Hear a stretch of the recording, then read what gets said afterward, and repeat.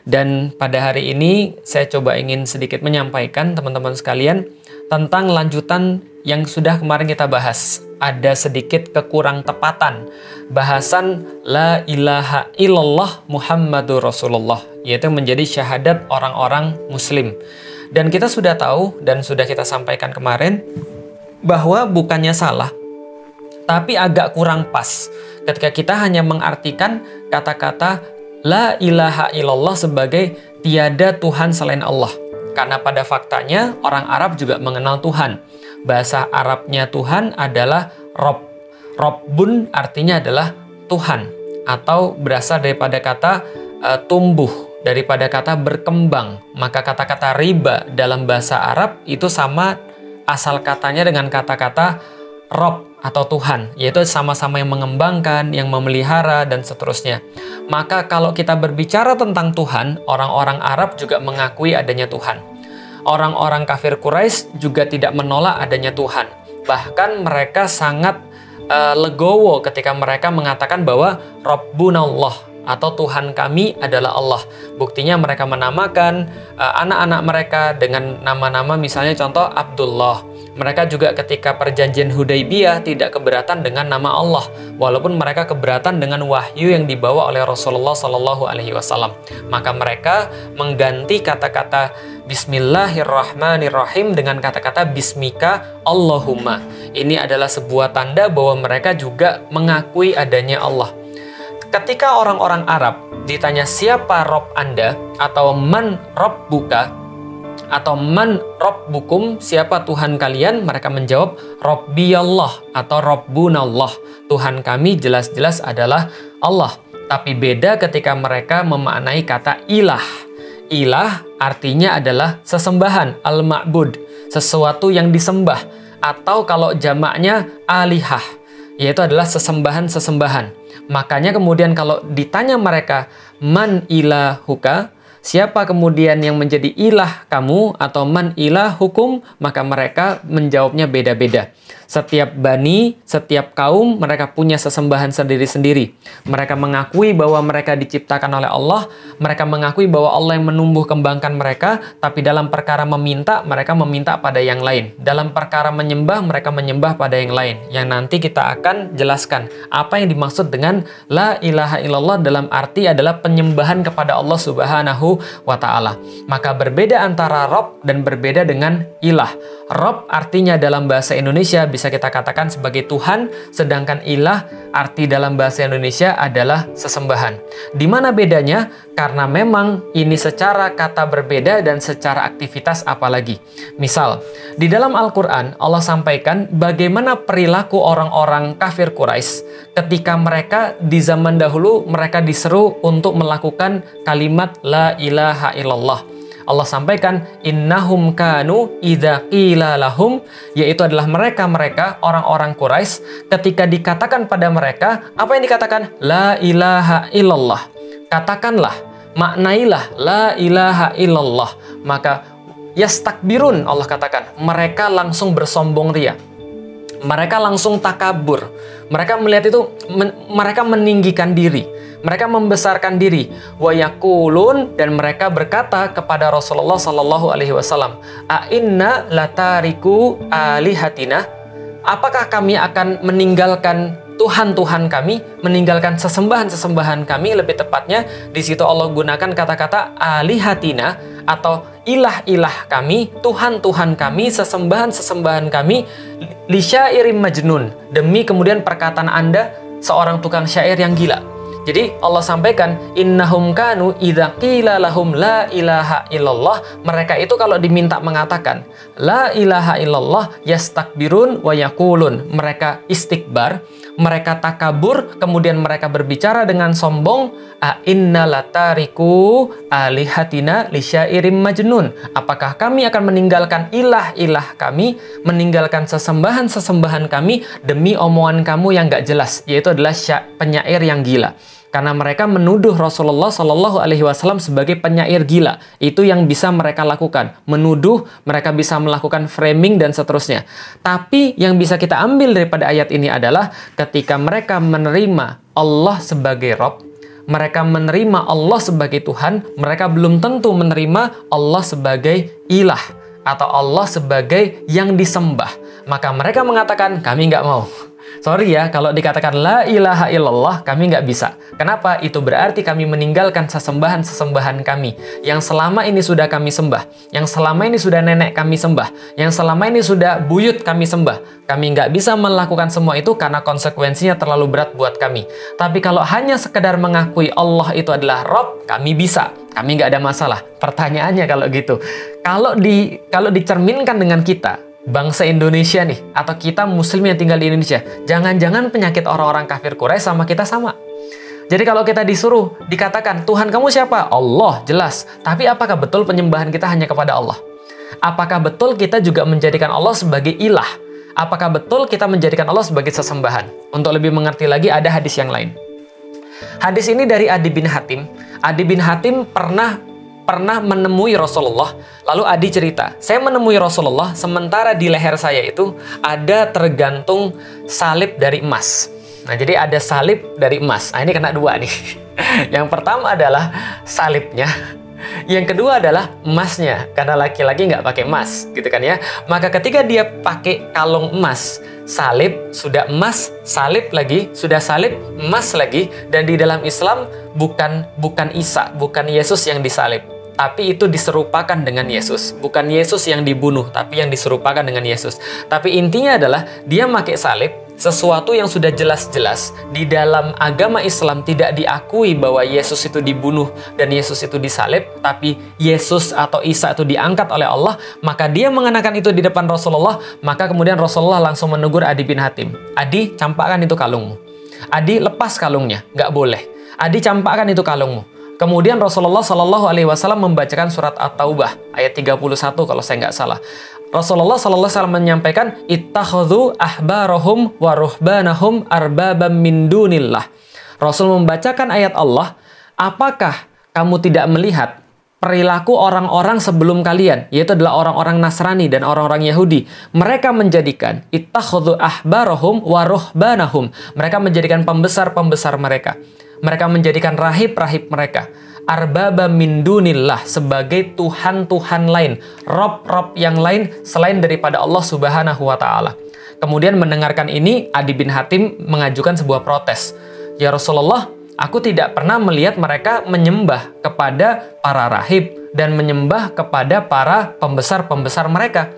Maka Rasulullah menjelaskan ayat ini langsung dari lisan beliau. Adi, yang dimaksud dengan menyembah pembesar-pembesar mereka dan menyembah rahib-rahib mereka adalah maksudnya ketika pembesar dan rahib itu mengatakan sesuatu yang halal, maka mereka menghalalkan itu. Dan ketika rahib-rahib mereka dan pembesar-pembesar mereka mengatakan ini sesuatu itu adalah haram, maka mereka mengharamkan itu. Jadi yang dimaksud oleh Rasulullah sebagai penyembahan adalah ketika orang itu bukan hanya mengakui bahwa itu adalah Tuhan, bukan hanya mengakui bahwa Allah itu Tuhan, bukan hanya mengakui bahwa manusia itu Tuhan, bukan hanya menuhankan manusia, bukan hanya menuhankan patung misalnya, bukan hanya syirik dalam bentuk-bentuk yang kita kenal, nyembah berhala dan seterusnya. Tapi yang dimaksud dengan penyembahan dalam hadis ini, kata Rasulullah, adalah ketika orang-orang manusia itu menentukan halal dan haram dan meninggalkan halal dan haram yang sudah Allah tentukan. Ini yang dimaksud. Maka yang dimaksud dengan menyembah adalah ketika kita mengikuti aturan-aturan perkara-perkara halal dan haram selain perkara Allah. Ustadz, kalau gitu kita nggak boleh ngikutin lampu merah dong, itu kan buatan manusia. Tenang, kita belum sampai ke sana. Nanti kita akan bahas sampai di sana. Yang dimana yang dimaksud dengan aturan Allah Subhanahu wa Ta'ala? Batasan-batasannya di mana? Boleh nggak manusia bikin aturan? Kita nanti akan sampai di sana. Yang jelas, ketika Adi bin Hatim pakai kalung salib ditegur Rasulullah dengan surat At-Taubah ayat 31. Kemudian setelah ditegur itu Adi bin Hatim protes, lalu kemudian mengatakan, saya tidak melihat mereka menyembah para pendeta, saya tidak melihat mereka menyembah para pembesar-pembesar mereka. Maka Rasulullah mengatakan, yang aku maksud sebagai penyembahan adalah ketika pendeta, ketika pembesar itu menentukan halal dan haram, lantas mereka mengikutinya. Pertanyaannya kemudian bagi kita, kalau kita sudah tahu semua orang di Indonesia Muslim, kalau ditanya Tuhannya siapa, jawabannya sama. Jawabannya pasti Allah, nggak ada yang lain. Pernah nggak ditanya Tuhannya siapa? Misalnya roti misalnya, nggak pernah kan ya? Atau Tuhannya siapa? PS5 misalnya, nggak pernah kan ya? Tapi sih jawabannya adalah Allah. Jawabannya Allah Subhanahu wa Ta'ala adalah Tuhan saya. Pertanyaannya, benar nggak ketika dia menjadikan Allah sebagai Rabb? Tapi benar nggak dia menjadikan Allah itu sebagai ilah, sebagai sesuatu yang memang dia sembah? Ngomong-ngomong tentang penyembahan teman-teman sekalian, oke lah gini. Bahasa Arabnya sebagai hamba yaitu adalah abdun. Makanya semua daripada kita adalah Abdullah. Semua daripada kita adalah hambanya Allah. Ketika kita adalah hamba, maka kita itu kayak budak di hadapan Allah. Bukan budak dalam arti bahasa Sunda, atau budak dalam arti bahasa Melayu. Ini budak beneran dalam bahasa Indonesia. Budak itu tidak mempunyai kemerdekaan. Budak itu ya diperbudak. Dan kita semua adalah the slaves of Allah. Kita semua adalah budak-budaknya Allah. Ngomong-ngomong tentang perbudakan, teman-teman sekalian, ini contoh saja. Sebagai contoh terhadap penghambaan. Budak itu kan menghamba kepada majikannya. Sebagaimana ketika kita menghamba kepada Allah, berarti kita diperbudak oleh Allah dalam tanda kutip. Secara kemudian makna itu adalah perbudakan, adalah penghambaan. Secara seperti itu. Nah, coba kita lihat. Kapan seseorang itu sukses menjadi seorang budak? Seseorang tuh sukses menjadi seorang budak kalau dia sudah menaati perintah tuannya. Contoh, taruhlah saya sedang diperbudak sama seorang majikan. Lalu kemudian dia bilang, kamu budak saya. Saya bilang, iya saya budak kamu. Dalam kemudian bilang saja, saya budak kamu, itu nggak cukup. Tapi ketika saya pengen menjadi resmi sebagai seorang budak adalah saya pasti nurutin perintah majikan saya. Ambilin minum. Nah itu sudah sukses. Masakin mie. Nah itu sudah sukses. Maka suksesnya seseorang jadi seorang hamba itu inline dengan pembahasan kita yang tadi. Yaitu adalah dia mau nurut dengan perintah majikannya. Dia mau untuk menjalankan perintah majikannya. Ketika seorang budak mau menjalankan perintah majikannya, maka itulah namanya perbudakan. Namanya penghambaan. Kalau misalnya disuruh terus dia nggak mau, namanya pembangkangan. Jelas ya? Nah, itu dalam kasus manusia mungkin jelek. Artinya budak-budak kayak misalnya ya di Amerika yang lagi rame. Dulu ada perbudakan orang-orang kulit hitam. Jelas itu menjadi masalah gitu kan ya. Makanya mereka memberontak. Mereka nggak mau nurut lagi bahwa kami diciptakan sama. Tapi kalau menjadi sama Allah, ini menjadi masuk akal. Kalau kita sudah selesai membahas 26 episode tentang masalah keimanan dan kita sudah tahu kita tuh lemah dan kita adalah budaknya Allah, maka kita akan sukses menjadi budak kalau kita sudah mengikuti apapun perintah Allah Subhanahu wa Ta'ala. Karena sebenarnya kita nggak punya kebebasan dalam menentukan yang mana yang baik, yang mana yang bagus. Contoh misalnya, ada seorang majikan nyuruh budaknya, tolong buatin kopi susu dong. Lalu kemudian ditanya, pakai gula nggak pak? Nggak usah pakai gula. Kenapa? Karena saya senangnya nggak pakai gula. Kan saya majikannya. Setelah itu dia ke belakang dibuatinlah kopi pahit. Kopi aja, nggak pakai susu. Terus kemudian ditanya, loh kok bukan kopi susu? Yang saya suruh kan kopi susu. Lalu kemudian budaknya bilang, iya sih pak, tapi sebenarnya yang lebih sehat bagi bapak adalah kopi hitam aja. Nggak usah pakai susu pak. Kenapa? Karena saya bacanya begitu. Lalu kemudian bosnya nanya, yang lebih tahu kamu atau saya? Yang majikan kamu atau saya? Karena yang namanya kesuksesan dalam perbudakan, penghambaan itu harus berbuat sesuatu sesuai dengan perintah yang memberikan, yang menjadi majikan gitu loh kira-kira. Nah maka ini sesuai dengan yang kita bahas. Ketika kita sudah tahu bahwa Allah itu sebagai Tuhan, sebagai Rob, belum tentu kita bisa menaati Allah. Untuk menaati Allah kita harus menjadikan Allah itu sebagai ilah, sebagai memang sesuatu yang layak disembah, al-ma'bud, sebagai sesuatu yang layak disembah. Makanya bukan hanya pengetahuan saja bahwa Tuhan itu adalah Allah, tapi sesembahan itu juga Allah. Kenapa kita harus menyembah Allah? Karena kita lemah, karena kita nggak tahu apa-apa, sesuai yang sudah kita bahas kemarin 26 episode dan yang nanti akan kita bahas dalam episode-episode ke depan. Semuanya masih akan menuju ke sana semua. Artinya teman-teman sekalian, yang dimaksud dengan penyembahan itu adalah mengikuti aturan-aturan. Pertanyaannya lagi pada kita, introspeksi pada kita. Sekarang orang-orang Indonesia ditanya Tuhannya siapa? Jawabnya Allah. Tapi aturannya aturan siapa? Ketika dia melihat halal haram tuh siapa yang menentukan? Allah atau bukan? Dia lebih takut pada siapa? Dia mengikuti aturan-aturannya siapa? Dia lebih ridho pada aturan yang mana? Contoh misalnya, ini ada sesuatu yang menarik. Oke lah, saya mau kasih tau gini. Teman-teman sekalian, hukum itu pasti hitam putih. Tapi saya nggak mau ngejudge teman-teman sekalian yang belum melakukan sesuai dengan hukum Allah. Karena saya pun nggak sempurna. Karena saya pun belum melakukan semua hukum-hukum yang saya tahu. yang ini cuma sebagai contoh aja. Contoh, nutup aurat itu wajib, benar nggak? Iya, nutup aurat itu wajib. Tapi kadang-kadang ada orang-orang yang justru lebih menaati yang lain daripada Allah. Padahal dia tahu yang ngasih kehidupan adalah Allah, yang ngasih segala macam adalah Allah, tapi masih menaati perintah-perintah selain Allah. Ada yang nanya pada saya, Ustadz, saya pengen banget nutup aurat. Tapi perusahaan saya itu, Ustadz, adalah perusahaan yang tidak boleh pakai kerudung, tidak boleh pakai jilbab. Gimana ceritanya kalau saya berkerudung dan saya berjilbab, nanti saya bisa diberhentikan dari kerja saya? Lalu kemudian pertanyaannya balik lagi ke dia. Yang dia jadikan ilah itu siapa? Kalau yang dia jadikan ilah adalah Allah, sudah nggak perlu banyak tanya lagi. Karena dia tahu yang menjamin rizki bukan manusia. Karena dia tahu yang menjamin hidup dia bukan manusia. Dan ketika dia melakukan suatu keburukan, dalam kemudian kehidupan dia, itu tidak memberikan barokah bagi hidup dia. Nah, maka tergantung yang dia jadikan ilah itu siapa. Mengakui Allah sebagai Rabb itu mudah sekali. Sangat mudah sekali, anak SD juga bisa. Tapi yang agak sulit adalah menjadikan Allah sebagai ilah. Dan ini yang terjadi pada orang-orang kafir Quraisy. Mereka berhasil menjadikan Allah sebagai Rabb, tapi tidak menjadikan Allah sebagai ilah. Maka suatu waktu kemudian saya pernah datang ke satu pengajian zaman-zaman dulu ketika belum dianggap radikal, atau kata-kata radikal itu belum muncul, sekitar tahun 2014-2015 saya pernah ngisi kantoran. Pas bulan Ramadan. Pas bulan Ramadan ngisi kantoran, mohon maaf nih kalau ada yang ternyata yang saya maksud ternyata denger, tapi saya nggak sebutkan nama, karena saya memang nggak tahu namanya. Dan alhamdulillah mungkin sekarang sudah hijrah. Jadi ketika saya ngisi kantoran, itu pas zuhur, pas Ramadan, itu kan saya mimpin jamaah sholat dong. Ustaz silahkan pimpin jamaah sholat zuhurnya. Oke, siap. Lalu kemudian saya bilang, biasalah kan setelah adzan saya mundur ke belakang, balik ke belakang, lalu bilang, luruskan dan rapatkan softnya, kan gitu kan ya. Nah, pas saya ngomong gitu, itu tiba-tiba kucuk datang seorang cewek, tergopoh-gopoh, pakai baju seksi banget. Ya wajar lah, namanya juga kantoran. Pakai baju seksi banget. Loh kok dilihat set? Ya kelihatan, mau gimana lagi? Orang lagi ngeliat ke belakang. Setelah dia pakai baju seksi banget itu, setelah itu dia pakai mukena. Setelah itu dia sholat. Lalu setelah dia sholat, pas salam, itu saya kedengaran, ada temennya ngomong begini, kamu kok pas lagi sholat, itu pakai mukena sih? Terus setelah selesai sholat, kamu lepas lagi?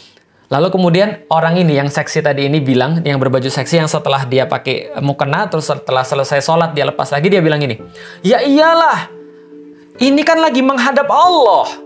Lah kalau menghadap Allah kita harus benar-benar rapi. Nah terus berarti dia cuma merasa bahwa Allah tuh cuma ngelihat dia pas lagi sholat doang. Ini yang menjadi masalah. Ketaatan orang kepada Allah hanya dalam level-level terbatas. Kenapa? Karena mereka cuma mengerti seolah-olah Allah cuma lihat pas sholat doang. Allah cuma lihat pas di masjid doang. Allah cuma lihat pas Ramadan doang. Maka ketaatannya cuma di masjid, ketaatannya cuma di Ramadan, ketaatannya cuma kadang-kadang ketika ada ritual-ritual saja. Pertanyaannya kemudian kita lanjutkan lagi, coba bayangin. Ada orang, pernah nggak ngelihat orang masuk masjid pakai tank top atau pakai hot pants?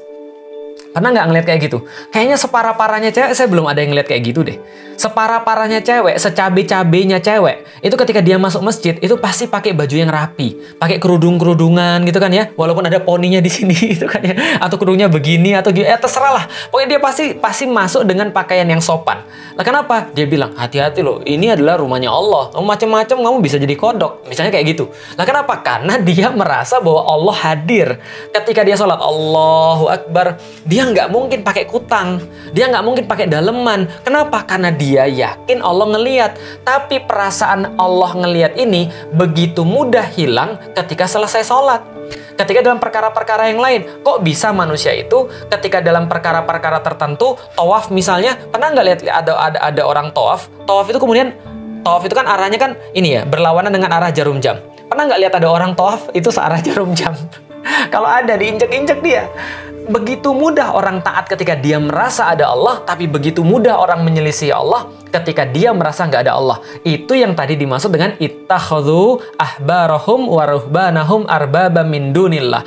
Itulah yang dimaksud dengan orang-orang menjadikan pembesar-pembesar mereka, rahib-rahib mereka, atau uang-uang mereka, atau tradisi-tradisi mereka, atau aturan-aturan mereka selain aturan Allah menjadi sesuatu halal dan sesuatu haram yang mengalahkan aturan Allah Subhanahu wa taala. Poligami misalnya. Sorry ya, saya belum ada niatan untuk poligami sampai paling tidak untuk sampai dengan saat ini. Oh, emang ke depan gimana? Ya, ke depan kan saya nggak tahu gitu kan ya. Nah, ya jelas gini. Poligami dibandingkan dengan orang yang berzina, kira-kira lebih dosa mana di negeri kita ini? Di negeri kita ini lebih dosa orang yang poligami daripada orang yang berzina. Buktinya apa? Orang yang berzina bisa jadi artis lagi.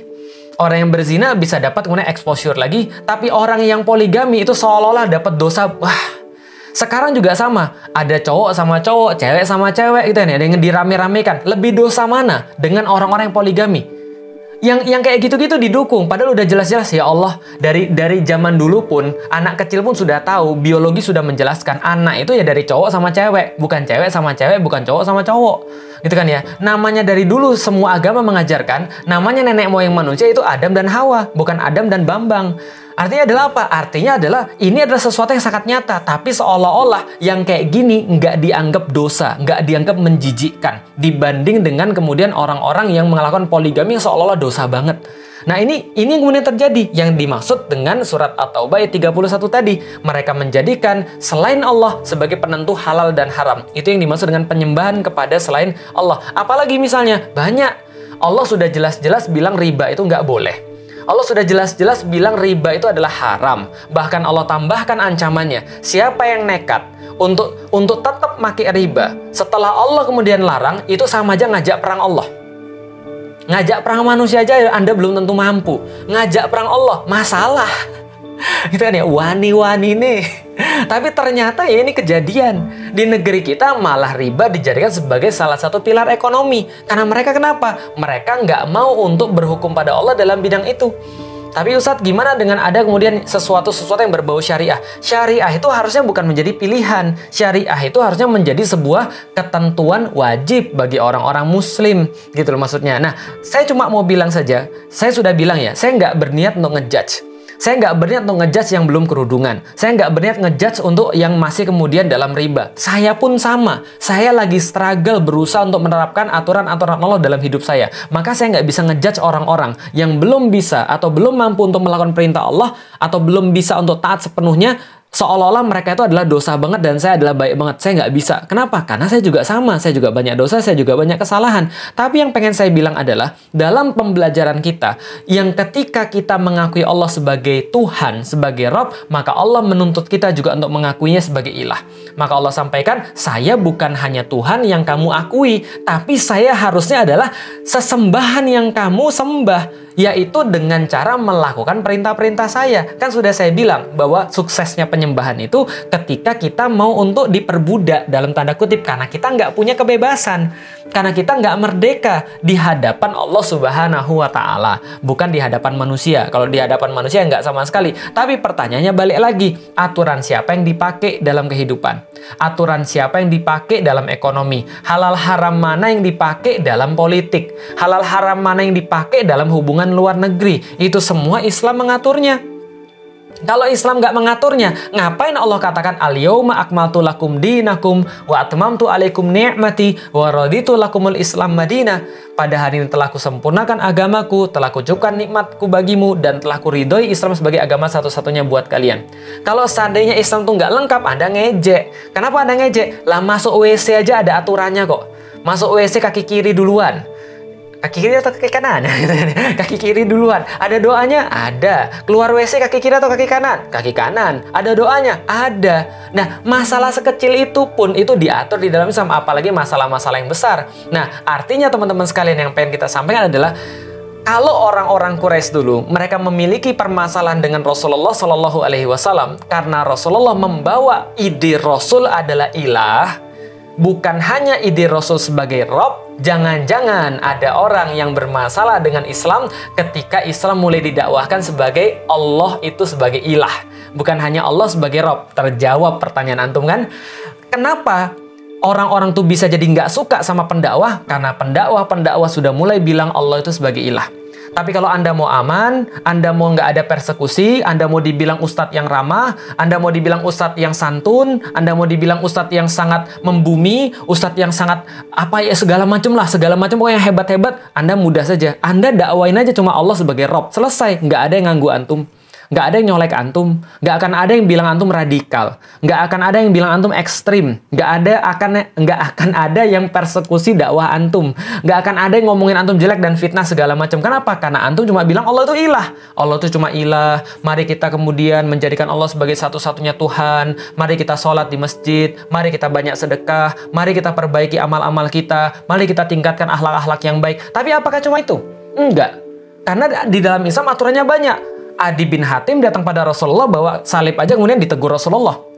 Apalagi yang lain yang ketika mereka mulai untuk menghalalkan dan mengharamkan sesuatu bukan karena Allah. Contoh lagi misalnya, berkaitan dengan Black Lives Matter ini. Coba kita lihat.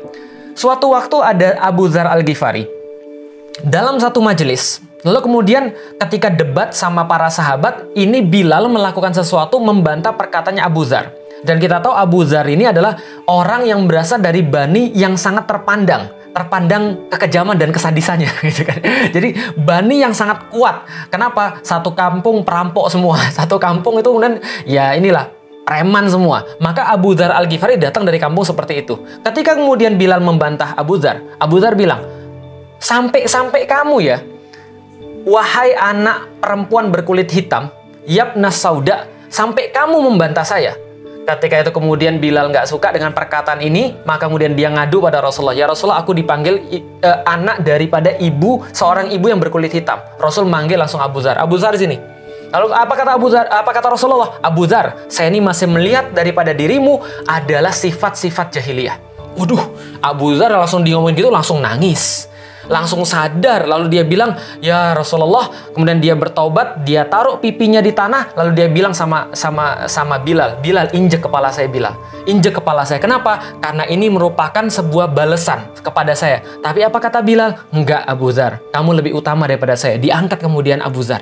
Masya Allah. Kenapa? Karena Islam bukan hanya berkaitan dengan urusan-urusan ibadah, tapi urusan-urusan bagaimana ukhuwah, urusan bagaimana bernegara, bagaimana berekonomi, bagaimana berideologi, itu semua Islam ngatur. Nah, maka ketika Anda mulai nyenggol urusan Allah itu sebagai ilah, bahwasanya seluruh manusia harus taat pada Allah dalam segala bidang kehidupan, sebagaimana yang Rasul kemudian serukan, siap-siap Anda bakal dapat masalah. Nanti kita lanjutkan dalam bahasan yang berikutnya, teman-teman sekalian. Mudah-mudahan bermanfaat dan mudah-mudahan teman-teman sekalian mendapatkan kebaikan daripada materi ini. Kalau ada yang baik, itu pasti berasal daripada Allah. Kalau ada yang salah, itu pasti lisan saya. Itu pasti saya. Dan manusia senantiasa berbuat salah, dan mudah-mudahan teman-teman memaafkan dan teman-teman mendoakan saya senantiasa. Wallahualam bishawab. Assalamualaikum warahmatullahi wabarakatuh.